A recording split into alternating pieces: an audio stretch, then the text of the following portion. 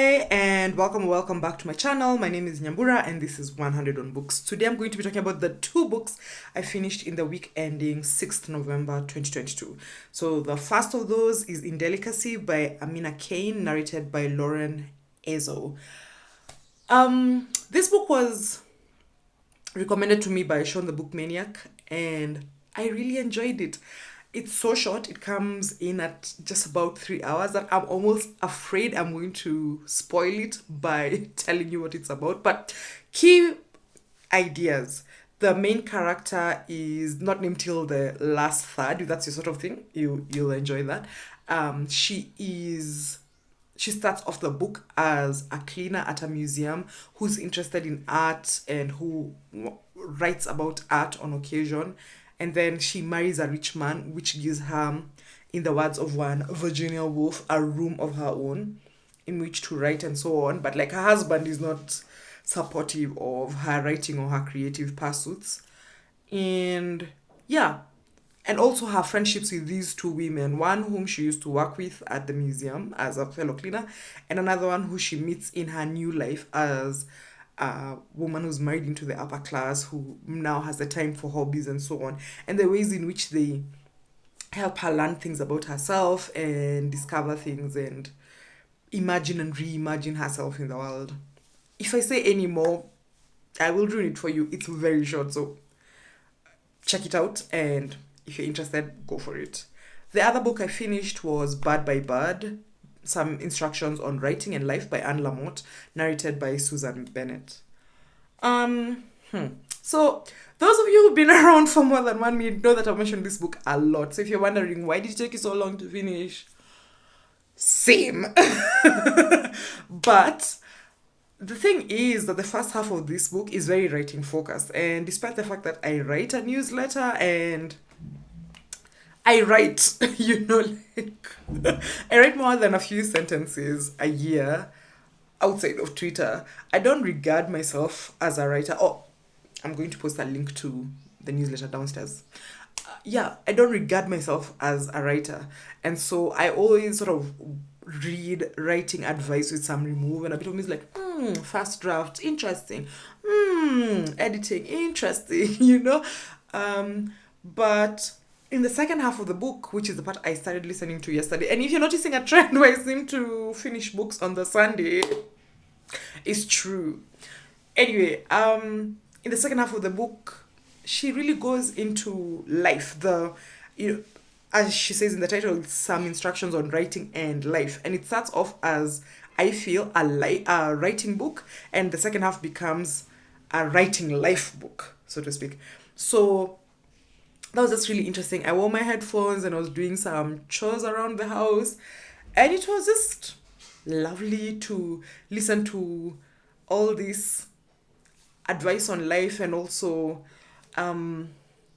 just somebody who has a particular sense of humor. I really enjoyed her sense of humor. Like, her writing voice is excellent. Honestly, now I want to pick up more of her writing.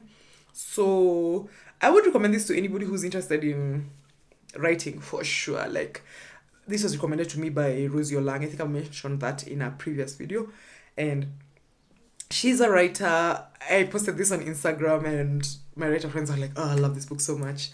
So yeah, if you're a writer or you're interested in writing, I think you'd find this interesting. But also if you're a person who's interested in thinking about what it means to be in the world, for instance, she talks about a friend of hers who had cancer and passed away, and how writing helped her process that preemptive grief. What did I say? Preemptive because of the at the end of grief. Preemptive grief.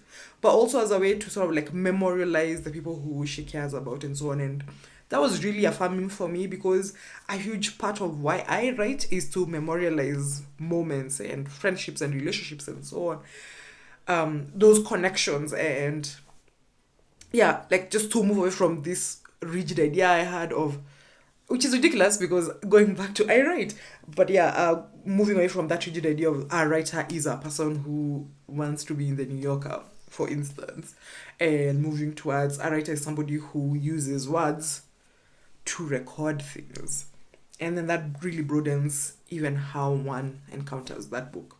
That's it. That's all the books I read. going into this new week, as I said, I'm recording this on Monday. My plan is to be ending the week on the Saturday, like books ending on the Saturday, then recording on the Sunday. Because the thing I've realized I am doing, judging from the last one and this one, is I sort of use the Sunday as a day to wrap up books. And I think it's okay for me to come on here and be like, I didn't finish any books this week, you know? Or on the flip side, to count those Sunday books without like that weird pressure. Like I found myself starting a YA book yesterday just to be able to be like, yes, I finished 3 books. And a bit of me was like, no, I feel like this book wants you to stay with it a little bit longer than you're trying to give it. So sit with it. And so I'm sitting with it. It'll definitely have been finished by the time I come on the video. Come on YouTube next. I love how I don't edit these videos. So you people, there are no blooper reels waiting for you anytime in the future because they're incorporated into the video. Yeah. So that's it from me. I hope to talk to you soon, and I might do a tag video this week, not promising anything or like to come out next week. I also have some travel lined up this week, not anything major, but you know, I will be sitting in transport for more than 30 minutes. So that's as good a time as any to read and or think about reading, which I do on occasion. So thanks for watching. As always, I really appreciate you taking your time. Please like, share, subscribe, comment, and all the good things, and I will see you soon. Bye.